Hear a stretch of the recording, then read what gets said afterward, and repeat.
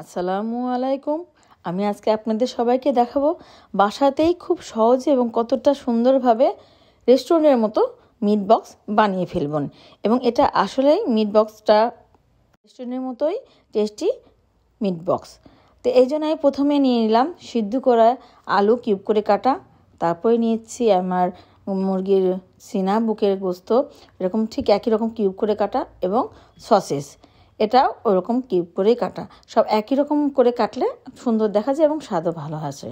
তো আমি এখানে দিয়ে দিলাম পরিমাণ মতো লবণ, আর 1 চা চামচ সাদা গোলমরিচের গুঁড়া, 1 চা চামচ চিনি, আর এটা দিলাম চিকেন বার।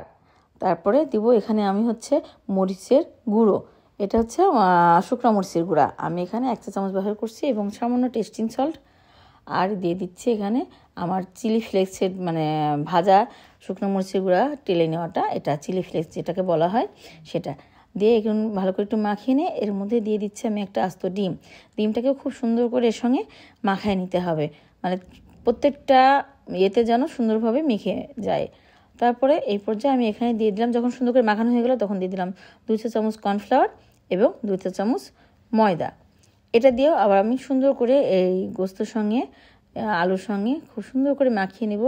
আপনারা দেখবেন প্রতিটা গায়ে গায়ে যেন লেগে এবং আঠাটা হয়ে যাবে, যেন সামান্য পানি দিতে হবে, খুব বেশি পানি দিবেন না, তাহলে আবার পাতলা হয়ে গেলে তখন আবার ভাজতে গেলে অসুবিধা হবে। দেখেন আমি সামান্য পানি দিয়ে মাখাইছি, কতটা সুন্দর মাখানো হয়ে গেছে। এখন এই যে তেলে হিটে দিয়ে আমি এখন এগুলোকে ভেজে নিচ্ছি।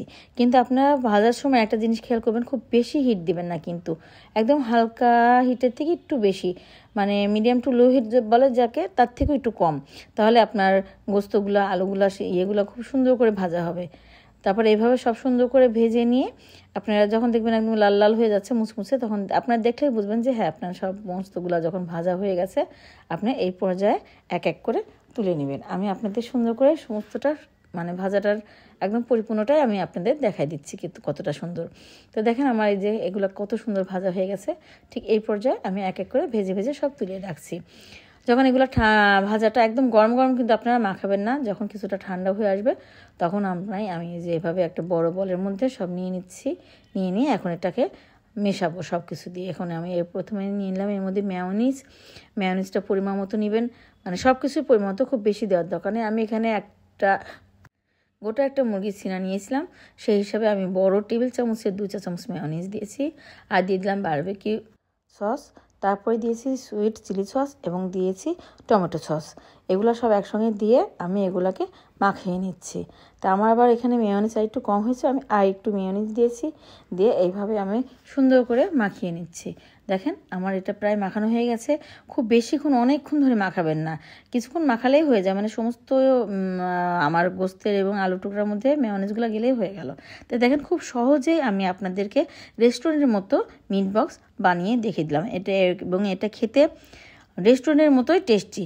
তো সবাই ভালো থাকবেন। আসসালামু আলাইকুম।